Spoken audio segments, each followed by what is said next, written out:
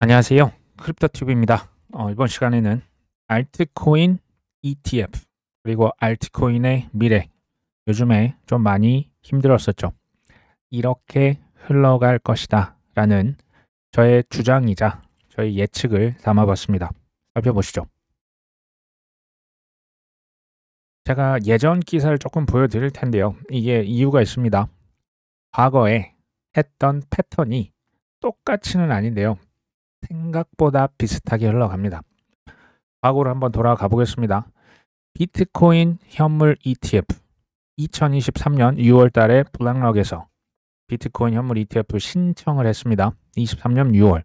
그리고 실제 승인은 대략 한 6, 7개월 정도 지나서 2024년 1월 10일에 승인이 됐었죠. 그 전에, 그러니까 승인되기 전에 23년 8월 달 승인되기 전에 미국의 예탁원이라고 있어요. 여기에 그러니까 모든 ETF를 여기에 티커를 등록을 시킵니다. 뭐 IBIT든 IBTC든 그러니까 티커로 등록을 해놓고 나중에 그대로 이제 거래소에 상장을 시키는 어떤 그 절차라 보시면 돼요. 근데 승인도 안 됐는데 예탁원에 블랙록에 티커가 등록이 된 거죠. 그러니까 이제 사람들이 뭐라고 생각했겠습니까? 수근수근 했겠죠. 비트코인 이거 현물 ETF 이거 이미 승인 확정 아니야? 라고 수근수근 실제로 됩니다. 이것을 의식했다는 듯 23년 10월 달에 갑자기 블랙록에 그 등록이 됐던 티커가요 사라집니다. 삭제시킨 거죠. 삭제가 됐는데 이거 이제 뭐 에릭 발추나스 뭐 전문가가 얘기하는 게 며칠간 보류를 했을 수도 있고 스스로 등록을 보류한 걸 수도 있고 아니면 뭐 다른 기관에서 압력이 들어와서 일단 티커를 삭제해라. 이게요 굉장히 실은 민감한 거예요. 이게 이제 되냐 안 되냐 그거에 따라서 뭐 돈이 뭐 수조 수십조가 왔다 갔다 하지 않습니까? 23년 10월 25일 미국 예탁원에 블랙록의 IBTC 이 티커가 재등록이 되네요. 재등록이 됩니다. 사라졌다가 다시 등록이 됐답니다. 근데 좀 있다가 또 에릭 발추났습니까? 이 친구가 뭐라고 합니까? 그거 재등록한 것은 또 가짜 뉴스야. 이게 무슨 얘기입니까? 왜 이렇게 복잡하죠? 이런 지금 장난치는 게 왜 가능한지 아십니까? 핵심은 이겁니다. 지금 이 핵심은 정보의 비대칭성에서 유래합니다. 정보의 비대칭성 뭡니까? 인사이더, 내부자들은 정보를 이미 다 들고 있어요. 돈으로 인맥들, 자기 권력들, 사람들 다 심어놓고 뭐 언론도 다 자기 편이잖아요. 무슨 얘기입니까? 자기 맘대로 할 수가 있는 거예요. 이것 때문에 통제가 가능한 겁니다. 이제 이런 논란이 있으니까 미국 증권예탁결제원 직접 대변인이 나와서 발표를 합니다. 그거 새로운 ETF 상품이 나오면 원래 이제 우리 쪽에 와서 티커 등록하는 것은 일반적인 관례다. 근데 아셔야 될 거는 SEC에서 승인을 한 다음에 정해진 날짜에 그 거래를 처리할 수 있고 또 여기 지금 예탁원에 등록이 됐다고 해서 꼭 ETF 승인 과정의 결과를 뭐 낙관할 수는 없는 거다. 그게 이제 100% 확정이 아니다라고 얘기를 했습니다. 그러면서 블랙록의 비트코인 현물 ETF iShares 티커는 8월 달에 추가된 건 맞다. 그럼 이게 뭡니까? 8월 달에 이미 등록이 된 거는 팩트. 그러면 티커가 사라졌다, 재등록이 됐다가 이것조차 가짜 뉴스다라는 것은 블랙록이 장난이라도 친 겁니까? 장난친 겁니다. 장난을 한두 번 쳤으면 뭐 제가 말씀을 좀 안 드렸겠죠. 23년 11월 XRP 가지고도 장난을 칩니다. 블랙록이 리플 신탁 이 ETF 신청을 했다 하더라 했는데 이게 오보였네요. 오보가 돼서 23년 이제 11월 달이죠. 블랙록 XRP ETF 신청의 가격이 급등을 했다가 갑자기 코인텔레그래프 더 블록 등 주요 매체가 쏘리 미안합니다 오보였습니다 하고 가격이 다시 떨어졌다는 그런 스토리입니다. 안타까운 스토리죠. 또 있습니다. 비트코인 ETF 승인 소식 가짜 뉴스였다. 가짜 뉴스를 되게 좋아하죠. 이번에는 뭐다? SEC의 트위터 계정이 해킹됐다더라. 이게 24년 1월 10일 최종 비트코인 ETF가 되냐 안 되냐 최종 데드라인이거든요. 그 직전에 나온 또 가짜 뉴스입니다. 이 정도 되면 눈치를 채는 게 제가 볼 땐 정상이라고 보여집니다. 팩트는 뭐다?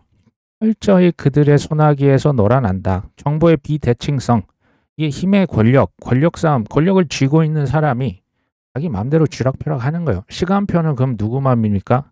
그들 마음이에요. 어떤 코인을 찍었냐, 어떤 코인이 갈 것이냐, 어떤 자산이 간다. 그게 뭐 예전에 뭐 클라이밋 체인지고 뭐 이제 토커나이제이션이고 다 그런 겁니다. 지금 비트코인 찍었잖아요. 그러니까 가는 거예요. 다 누구 맘이다? 친구들이 찍으면 그냥 가는 거예요. 제 생각이죠. 제 추정은 최근에 특히 조정이 컸던 게 비트였습니까? 알트였습니까? 알트였죠. 철저하게 알트를 망가뜨린 거예요. 왜? 제가 볼 때는 이제 작업이 어느 정도 뒷단에서 많이 진척이 되고 있을 것으로 추정을 합니다. 뭐 ETF도 그렇고 뭐 이제 그 코인을 분류하는 것도 그렇고 지금 SEC 뭐 TF 열심히 좀 하고 있다고 말씀드렸죠. Volatility Shares라고 미국의 펀드 운용사가 있습니다. 여기에서 지금 뭐 티커를 등록했습니까? 솔라나 선물 ETF 두 가지를 등록을 시켰습니다. 이제 이 티커 등록은 뭐 그렇다고 해서 무조건 현물 ETF 뭐 상장을 보장하지는 않는다. 아까 보셨던 문구입니다. 이 비슷합니다. 이 지금 순서를 보시면 2017년에 비트코인 선물이 먼저 출시됐죠. 그러니까 승인이 됐죠. 선물 상품 CME, 뭐 CBOE 있었죠. 21년도에 선물에 대한 ETF가 승인됐습니다. 기억나시죠? 21년 11월. 그 다음에 24년 1월 달에 비트코인 현물 ETF가 이 순서대로 승인됐어요. 이더리움도 이 순서입니다.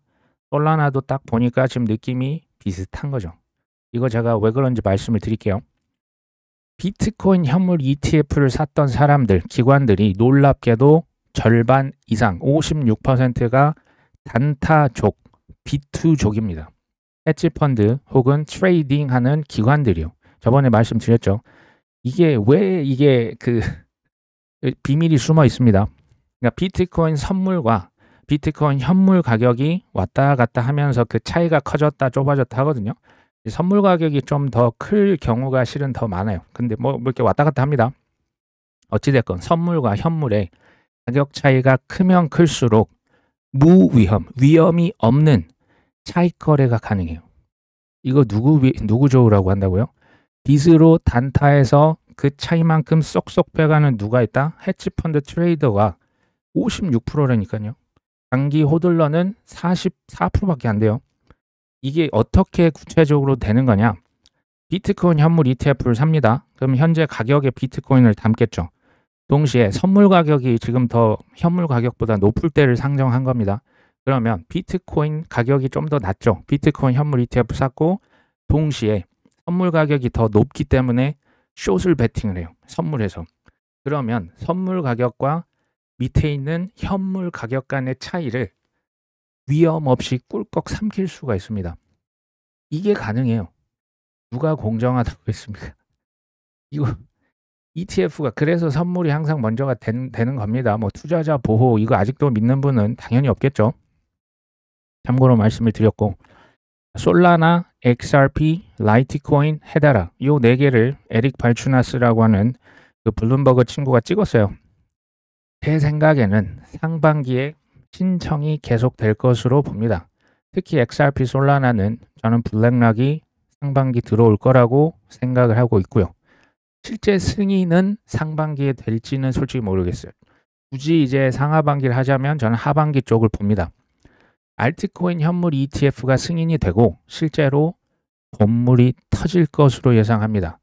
그래서 저는 뭐 이래저래 올해 4분기를 좋게 보고 있습니다. 하지만 2분기, 3분기 뭐가 나올지 모릅니다. 언제든지 큰 급등이 나오면 큰 조정과 기나긴 조정은 언제든지 나올 수 있다는 거 이젠 다 아셨겠죠? 최근에 비트와이즈에서 SEC의 APT, 이거 앱토스거든요. 앱토스 현물 ETF를 등록을 했습니다. 제가 시가총액이 높은 거 위주로 먼저 현물 ETF가 들어올 거라고 말씀을 드렸죠. 비트코인이 그냥 우리 돈으로 하겠습니다. 현재 좀 쭈그러진 지금 기준으로 비트코인이 2,400조 원입니다. 이더리움의 시총은 400조 원, XRP 180조 원, 솔라나 100조 원, 도지코인 44조 원 정도 합니다. 랩토스는요, 시가총액이 이제 5조가 되네 마네 하고 있어요. 이거 뭐지? 왜 이렇게, 그러니까 너무나 조그만 거 아니야? 이걸 ETF를 신청했다? 라고 조금은 의아해 했습니다. 저도 그랬는데요.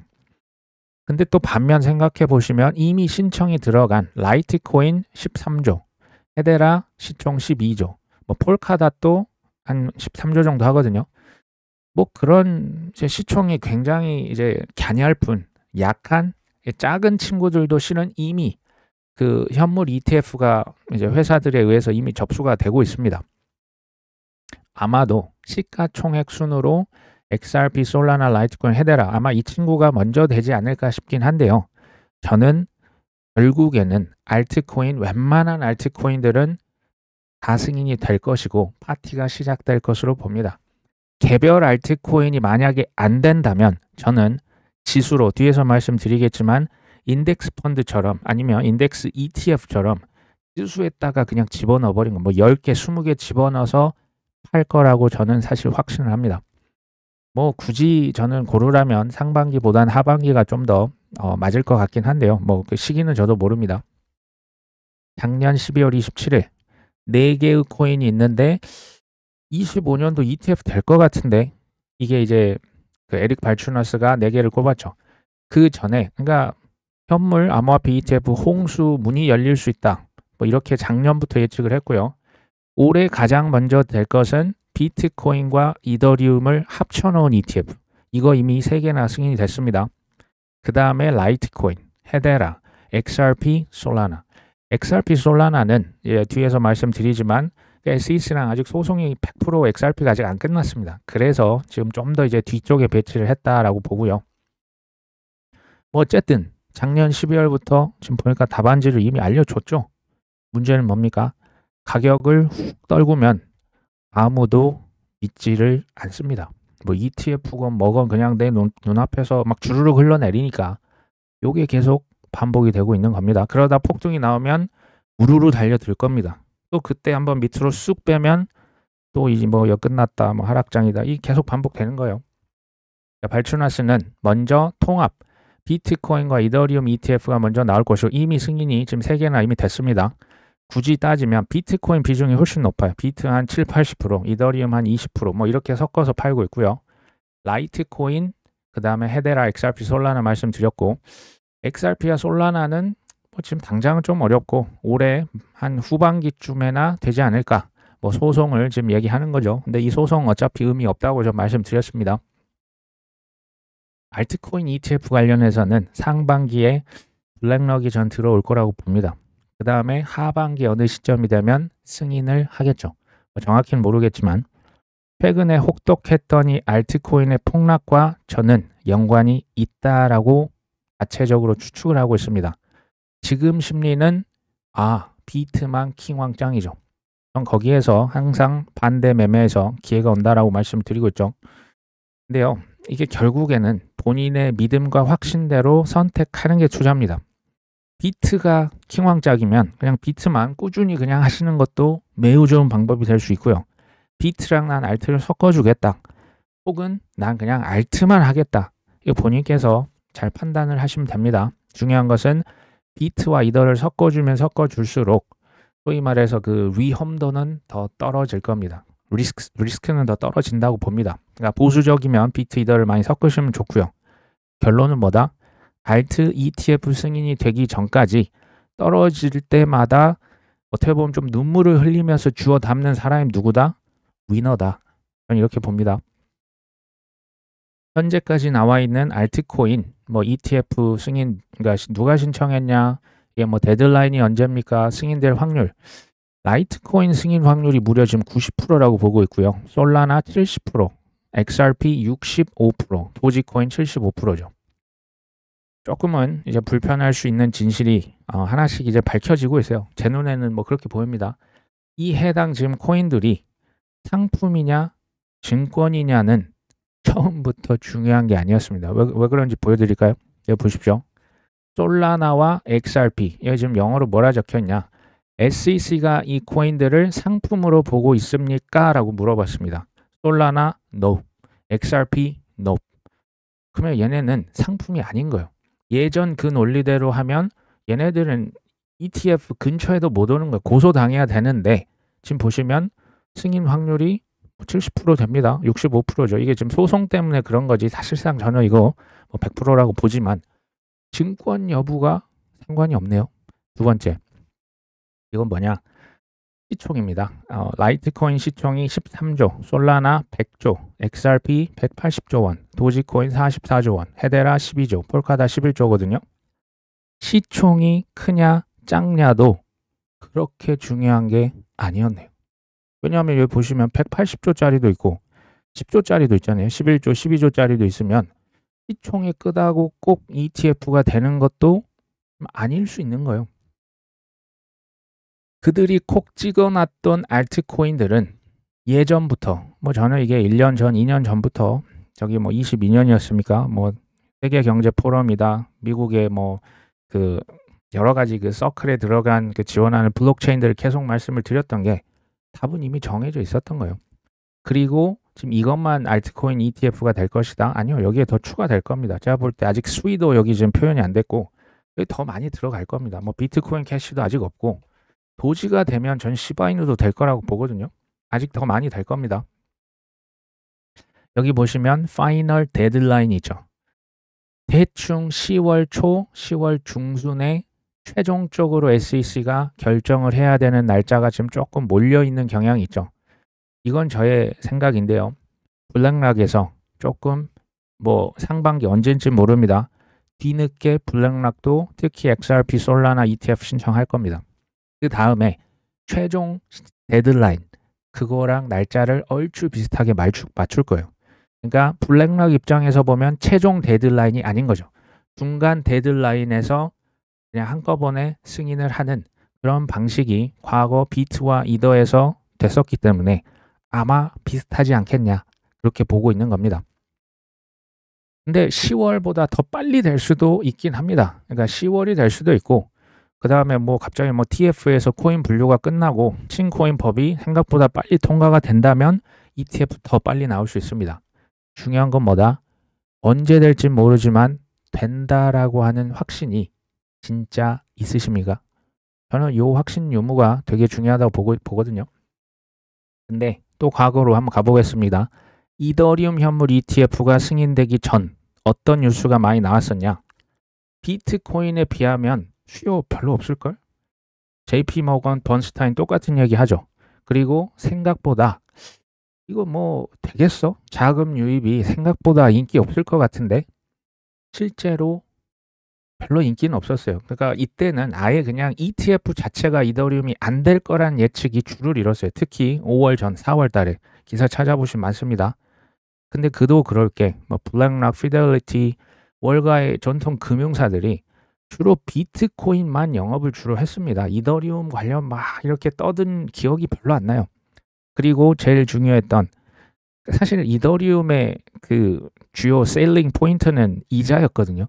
그 이자를 SEC가 협박해서 다 뺀 거예요. 원래 들어가 있었습니다. 이자를 빼라고 했으니 조금 더 덜 팔렸겠죠. 이더리움 말하는 겁니다. 최근에 이런 뉴스가 뜹니다. 2월 26일자 알트코인 ETF도 지금 코인텔레그래프에서 떴죠. 알트코인 ETF 출시되는데 XRP, 솔라나, 뭐 도지코인 말하는 거예요. 수요는 제한될 수 있다. 어디서 많이 들어봤는데 올해 알트코인 ETF가 출시되더라도 투자자들에게 큰 호응을 얻지 못할 수도 있다. 코인텔레그래프가 전했습니다. 23년 10월달 코인텔레그래프의 한낱 인턴이 뭐라고 했는지 아십니까? 블랙락 비트코인 현물 ETF가 승인됐다. 기억나십니까? 오보였어요. 그리고 마지막에 I'm sorry라고 또 했습니다. 미안하다. 그거 잘못된 거다. 말이 됩니까? 한두 번도 아니고. 제가 이걸 저는 경험으로 아는데요. 이 언론사 우리가 돈을 많이 주면요. 스폰서죠. 돈을 주고 뭐 광고를 많이 하면요. 국가별 어떤 타깃, 뭐 직업별, 나이별, 성별, 언제 이 지금 기사를 터트릴지, 어떤 매체, 뭐 보수 성향, 진보 성향, 이거 다 골라서 기사 배포가 가능합니다. 제가 어떻게 하냐? 이거 해봤어요. 저는 해외 전시회, 해외 컨퍼런스 이런 거 저도 뭐 해외 홍보를 해야 되기 때문에 프레스 와이어 하는 회사들이 되게 많습니다. 뭐 홍콩에도 있고 싱가포르에도 있고 우리나라에도 있어요.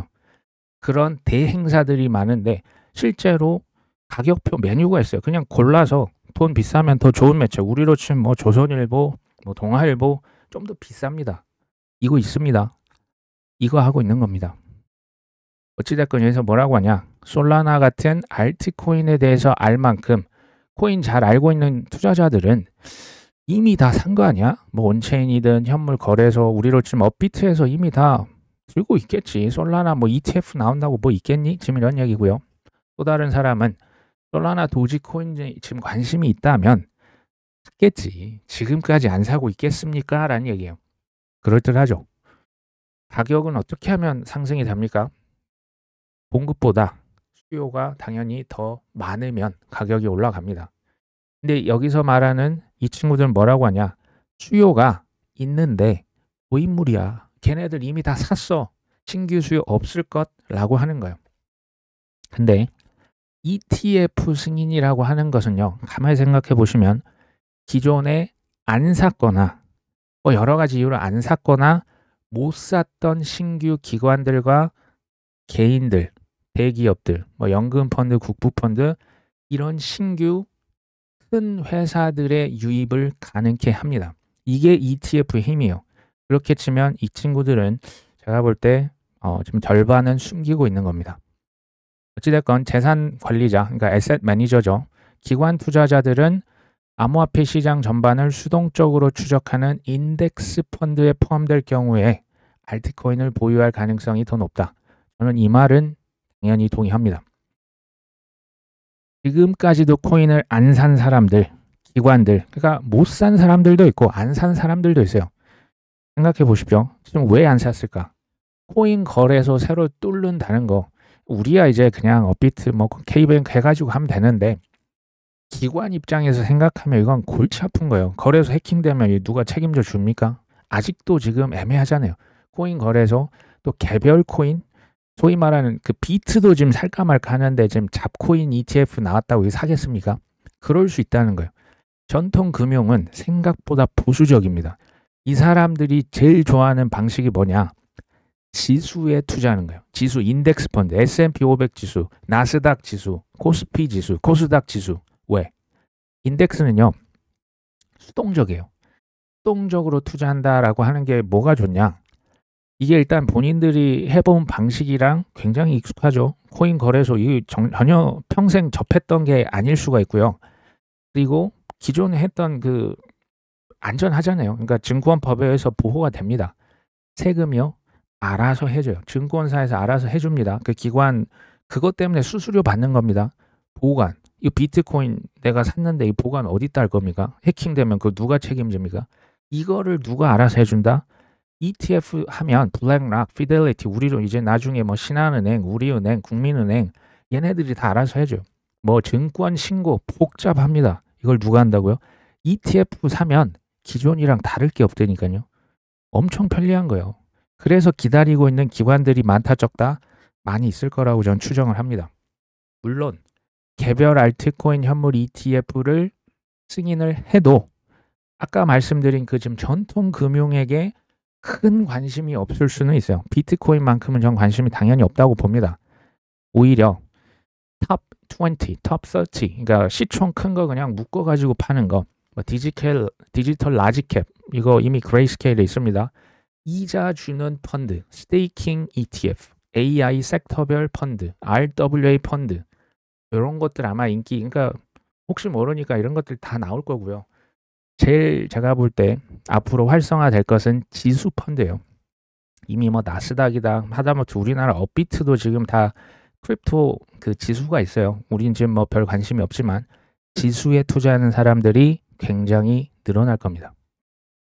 여기 보시면 2월 20일자로 프랭클린 템플턴은 현물 비트와 이더를 모두 보유한 ETF를 출시했다. 제가 이거 쉽게 그냥 음식에 비유합니다. 나는 탕수육도 먹고 싶고 짜장면도 먹고 싶은데 같이 우리 팀장님이랑 가면 하나만 고르래. 짜증나. 그러니까 탕수육과 짜장면을 같이 준답니다. 탕짜면이죠. 이게 1번입니다. 두 번째, 해시덱스에서는 뭘 했냐? 2월 14일에 나스닥에서 이미 크립토 지수가 있어요. 크립토 인덱스 미국 ETF 출시한 다음에 출시된 두 번째 암호화폐 인덱스 ETF. 이건 뭐냐? 이건 코스 메뉴입니다. 코스 메뉴는 전체 요리, 뭐 샐러드부터 나가죠. 뭐 가볍게 뭐 먹고 그다음에 메인 디시 나오고 여러 가지 뭐 10개, 20개씩도 나오잖아요. 그게 코스 메뉴. 그게 뭐다? 인덱스 펀드예요. 인덱스 ETF입니다. 이 지수입니다. 지수. 근데 아쉽게도 아직까지는 이 코스 메뉴에 차려진 반찬이 비트와 이더밖에 없어요. 근데 그 밑에 말하고 있잖아요. 지금은 비트 이더만 있는데 규제 승인에 따라 규제 승인을 기다리고 있구나. 그 다음에 뭐가 추가될 것이다? 다른 암호화폐를 추가할 수 있습니다. 그러면 무슨 메뉴가 더 여기 추가될 수 있다? XRP 한 5% 섞어드릴까요? 솔라나도 한 3%는 가져가시죠. 에이다 2%. 비트 이더가 제일 많겠죠. 라이트코인 요거 한 1% 섞어보시죠. 헤데라 혹시 모르니까 얘도 한 1% 섞어드릴까요? 이게 코스 메뉴예요. 10가지 코스, 20가지 코스 다른 거죠. 사람마다 입맛이 다릅니다. 나는 탕짜면인데 옆에 있는 사람은 나는 짜장면이랑 짬뽕 먹을 거야. 이게 이제 다른 거예요. 그 다음에 누구는 한정식 코스를 좋아하는데 나는 일식, 중식, 양식. 그러니까 누구는 AI 코스, 누구는 뭐 라지캡 그냥 시총 큰 거, 누구는 이자 주는 거. 이해되시죠? 다양한 파생 상품 메뉴들이 쏟아지는 거예요. 사실은 알트코인 현물 ETF는 파생 상품 이 시장에 비하면 조족지혈입니다. 이건 세 발의 피해요. 뭐 솔라나 ETF, XRP ETF가 큰 것처럼 보이지만 이 지수는요 무서운 게 지수에 그냥 들어가 버리면 그 마이크로 스트레치 생각해 보시면 됩니다. 나스닥 지수, S&P 500 지수 뭐 지금 여긴 예정이지만 거기 들어가면 전 세계 기관들이 그 지수에 사면 마이크로 스트래티지 주식을 무조건 담는 거예요. 이거 엄청난 겁니다. 그런 일이 코인에서 지금 규제 승인을 기다리고 있다. 결국 우리의 전략은 우량 자산, 파생 상품 하기 전에 원재료가 좋은 재료만 담아야죠. 막 이상한 잡코인 사라는 얘기 아닙니다.